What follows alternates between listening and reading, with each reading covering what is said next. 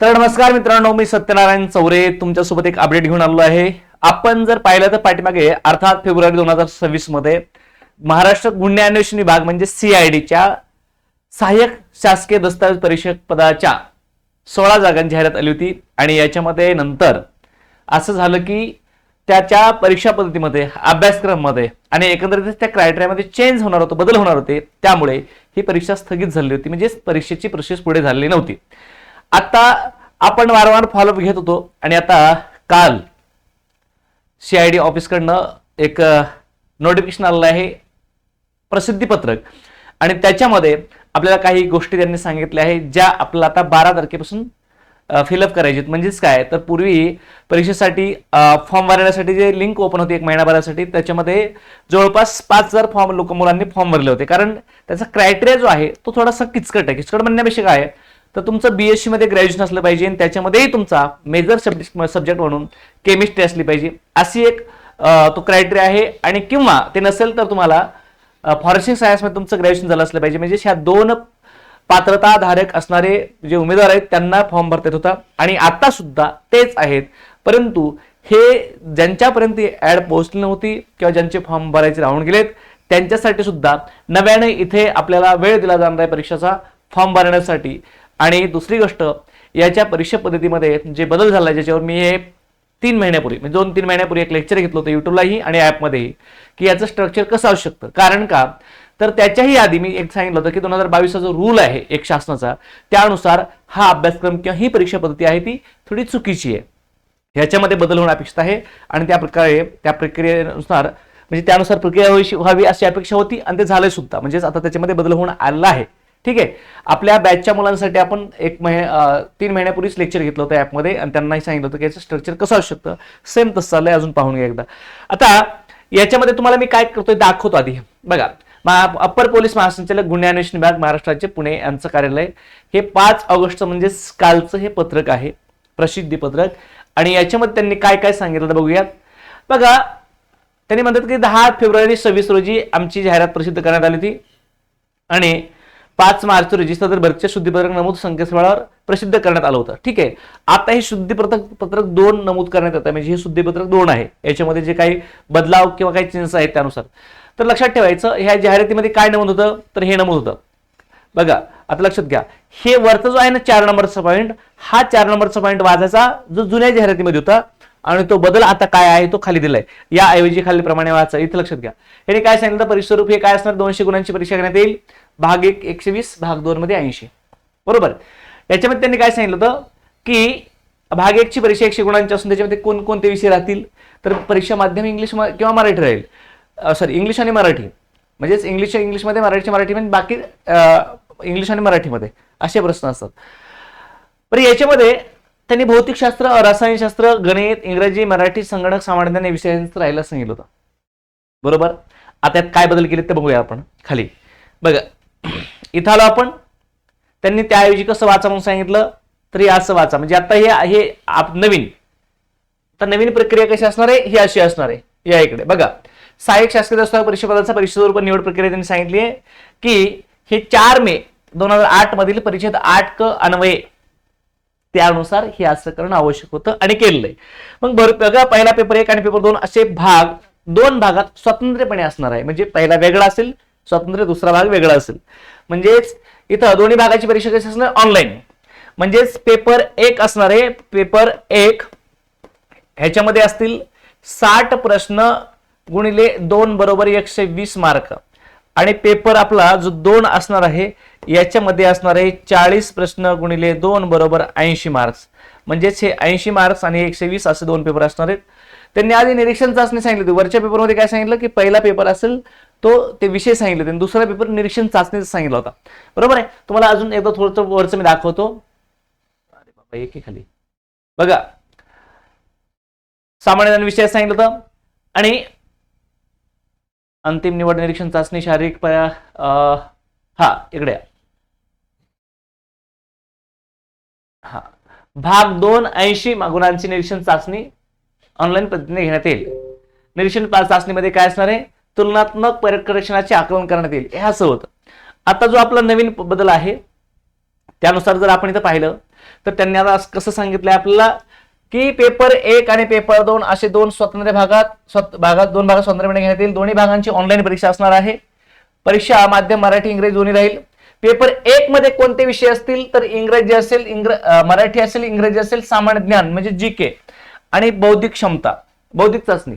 बघा या विषयावरील प्रश्नांची प्रत्येकी 30 गुण असून 120 गुणांची म्हणजे 60 प्रश्नांची ही पेपर असणार आहे. पहिला तुम्हाला सांगितलं 4 विषय, मराठीचे 15 प्रश्न 30 मार्क, इंग्रजीचे 15 प्रश्न 30 मार्क, सामान्य ज्ञानचे 15 प्रश्न 30 मार्क्स आणि गणित म्हणजे बुद्धिमत्ता मापन चाचणी म्हणजे बुद्धिमत्तेचे 15 प्रश्न 30 मार्क, असं 60 प्रश्न 120 मार्कांचा हा पहिला पेपर स्वतंत्र असणार आहे. आणि पुढे त्यांनी सांगितलं की पेपर 2 मध्ये 80 गुणांची व्यावसायिक चाचणी परीक्षा बहुपर्यायी पद्धतीने घेण्यात येईल.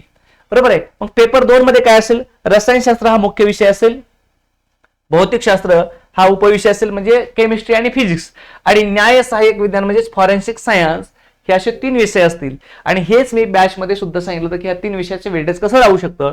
तर इथला 80 गुण आहेत. 80 गुण म्हणजे 40 गुणिले 2 बरोबर 80, 40 प्रश्न आहेत. बरोबर आहे. प्रश्न 40 आहेत. तर त्याच्यामध्ये त्यांनी विभाजन कसं केलं बघा, हे 40 प्रश्न विचारण्यात येतील.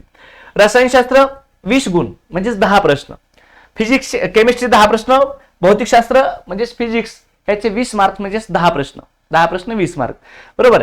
आणि याच्यामध्ये हे जे फॉरेन्सिक सायन्स आहे, बरोबर आहे, तर फॉरेन्सिक सायन्स मध्ये 40 गुणांचे 20 प्रश्न हे एकत्रित झालं. आणि न्याय सहाय्यक विषयाचे 39 गुणांचे 20 प्रश्न, म्हणजेच याचा आपण जर विचार केला तर 10 केमिस्ट्री, 10 फिजिक्स आणि 20 फॉरेन्सिक सायन्स.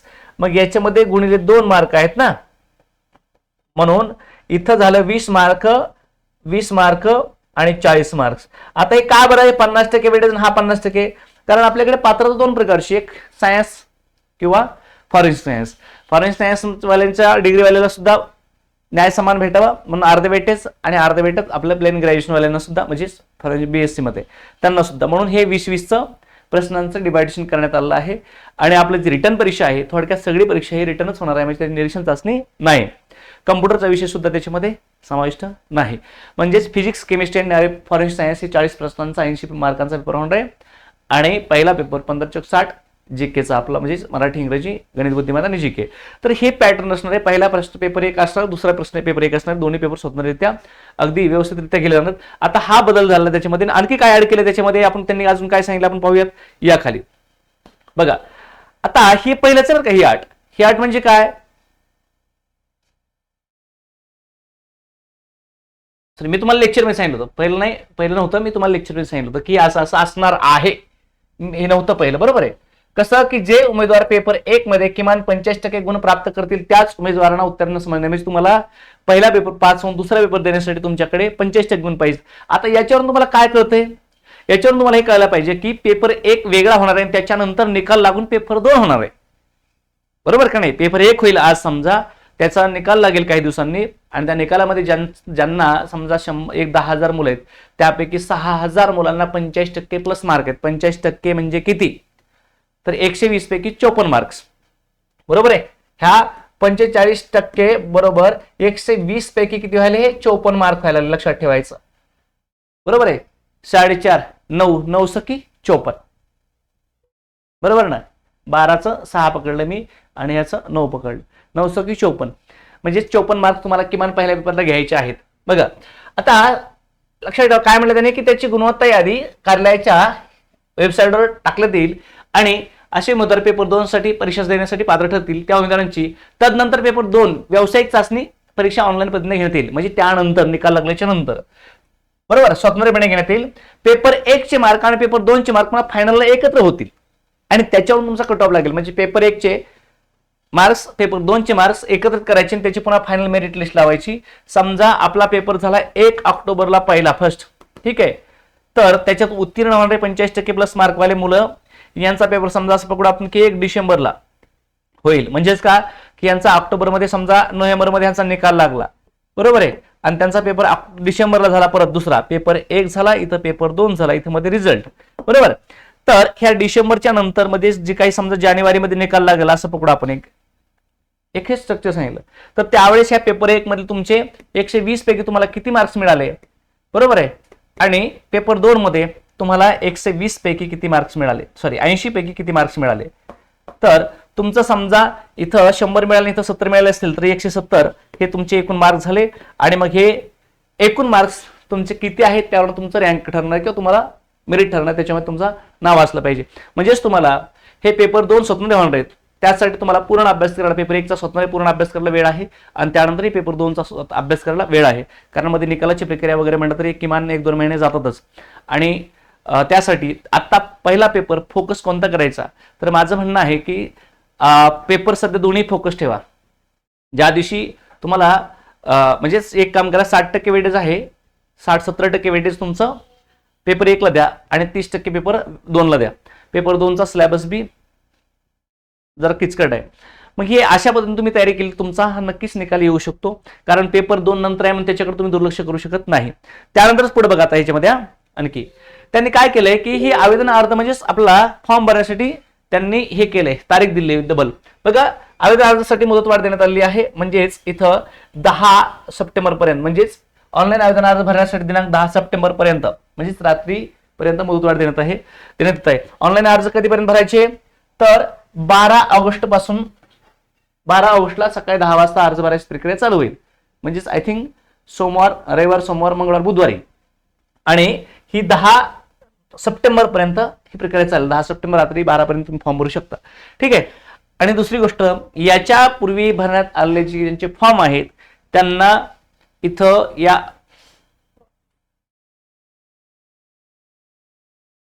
जुन्या मुलांना काहीही करायचं नाही, कुठलाही अर्ज परत रित्या भरायचं नाही. तुमचं चलन भरल्याने ज्यांचं राहिले त्यांनी चलन भरून घ्या. म्हणजे ज्यांचं आता बघा जवळपास 5,000 जणांनी रजिस्ट्रेशन केलं आहे, परंतु त्यातल्या 4,000-4,500 मुलांनीच फॉर्म कंप्लीट केलं, चलन भरले असं माहिती मिळाली मला. तर त्यातले 500-600 मुलं कमीत कमी असणार की ज्यांनी फॉर्म भरलाय परंतु चलन भरलं नाही. करायचं का नको, नाही का नको. तर अशा मुलांना सुद्धा ते राहिलेलं फॉर्म कंप्लीट करता येईल, म्हणजे चलन भरता येईल आणि ते फॉर्मची प्रक्रिया पूर्ण करता येईल. म्हणजे याच्यामध्ये तुम्हाला काय बाबी कळल्या आहे याच्यामधनं, तर याच्यामधून तुम्हाला 2 बाबी कळायला पाहिजेत. ठीक आहे. की एक तर पेपर 2 होणार आहेत, स्वतंत्र होणार आहेत, त्याचा अभ्यासक्रम कसा असणार, त्याचं वेटेज कसं असणार आहे हे त्यांनी क्लिअरिफाय केलंय. दुसरी गोष्ट, त्यांनी फॉर्म भरण्यासाठी परत 1 महिन्याचा कालावधी दिलेला आहे. ऑगस्टला 31 दिवस, महिन्याचा 30 दिवस दिले, 1 महिना 30 दिवस गणला तो. ऑगस्टमध्ये 31 तारखेचा महिना आहे म्हणून बरोबर ना, 31 ऑगस्ट ना, त्यामुळे त्यांनी 12 पासून ते 10 सप्टेंबर पर्यंत अशी तारीख गणना केली आहे. तर हे तुम्हाला महिनाभर दिलेला आहे फॉर्म भरण्यासाठी. वयाची मर्यादा सगळ्यांसाठी किमान 18 आहे आणि कमाल 38-43 अशी आहे. बरोबर आहे, 38-43 आणि अंशकालीनला 55. म्हणजे तुम्ही 55 साठी फॉर्म भरायचा आणि 3 वर्षांनी रिटायर व्हायचं, कशाला भरता फॉर्म. ठीक आहे. आणि सशस्त्र दलाचे असतील त्यांना +3 वर्ष असतात. म्हणजेच काय, तर 38 + 3 सशस्त्रवाले ओपन आणि 43 + 3 कास्ट, जे काय असेल ते. बरोबर आहे. हे आहे तुम्हाला याच्यानुसार हा तुम्ही समजून घेतलाच असेल. म्हणजे वयगणना त्याचप्रमाणे आहे, त्याच्यात काहीच बदल करण्यात आलेला नाही. पुढे याच्यामध्ये अजून काय आहे का, तर काहीच नाही. 5 ऑगस्ट हे पब्लिश झालेलं दिनांक सांगितलाय. आता ही तयारी करतात तुम्ही, तर ही तयारी करत असताना आमच्याकडे हा कोर्स आहेत आणि कोर्स हे आपण पूर्वीच उपलब्ध केले. आपल्याकडे बरेचसे ऍडमिशन झालेले आहेत, कारण आपण प्रॉपरली CIDची तयारी करून घेणारा एकमेव क्लास आपला आहे असं मी नाही म्हणत, तुम्हाला बाकी सगळे म्हणतील. आपणच ऍक्टिव्ह असतो सगळ्या बाबतीमध्ये, आपणच सगळे लेक्चर्स पूर्ण केलेत, प्रत्येक विषय कंप्लीट केलाय आणि हा फॉर्म्युला लागू होऊ शकतो हे मला पहिलं एक अंदाज होता, म्हणून त्या पद्धतीने आपण बॅच कंप्लीट केलेली आहे. त्याच्यामध्ये आणखी रिव्हिजन सेशन सुद्धा होणार आहेत आणि 2 टेस्ट पेपर सुद्धा होणार. पेपर फर्स्टला 2 टेस्ट पेपर आणि पेपर 2चे सुद्धा फर्स्ट टेस्ट पेपर होणार. फर्स्टचे 2 आणि सेकंडचे 2. पेपरच्या पूर्वी हे टेस्ट पेपर होतील. पेपरची तारीख जाहीर झाल्याच्या नंतर थोडक्यात आता असं बघू आपण की 10 सप्टेंबरला फॉर्म भरण्याची लास्ट डेट आहे. तर आपला 10 सप्टेंबरच्या नंतर येणाऱ्या रविवारी टेस्ट असेल आणि पुढची टेस्ट परीक्षेच्या पहिल्या रविवारी असेल. 2 टेस्ट असतील आणि तुम्हाला डेमो टेस्ट सुद्धा या साईटवर त्या CID कडनं तुम्हाला ओपन करून देण्यात आली आहे. त्याच्यावरून सुद्धा तुम्ही डेमो पेपर ज्यांनी याच्यापूर्वी ऑनलाईन कधी सोडवलं नाही त्यांसाठी ती प्रॅक्टिस टेस्ट आहे, ती सुद्धा सोडवा तुम्ही. म्हणजे तुमचं तिथं मिस्टेक होणार नाही का, तुम्हाला गोंधळून जायची आवश्यकता पडणार नाही. ज्यांनाही कोणाला या कोर्सची पूर्ण तयारी करायची असेल, आता या पेमेंट स्केल ह्या STI PSI पेक्षा जास्त आहे या पोस्टचा आणि या पोस्ट महाराष्ट्रात खूप कमी आहेत. जवळपास 30-35 जागा आहेत काहीतरी एकूण महाराष्ट्रामध्ये CID मध्ये, त्यापैकी 16ची जाहिरात आहे. ठीक आहे. आता याच्यामध्ये पेपर 2 जे आहे ना मित्रांनो, हा टेक्निकलचा पार्ट. ह्या टेक्निकल पार्टच्या पेपर 2 साठी आपण जो कोर्स लॉन्च केला होता, त्या कोर्समध्ये केमिस्ट्री, फिजिक्स आणि वैद्यकशास्त्र म्हणजेच काय, तर एकूण 40 प्रश्नांचे 80 मार्कांची ही बॅच असणार आहे, 80 गुणांची. ठीक आहे, ही बॅच आहे पहिली. याची फीस नाममात्र 1299 रुपये ठेवली आहे.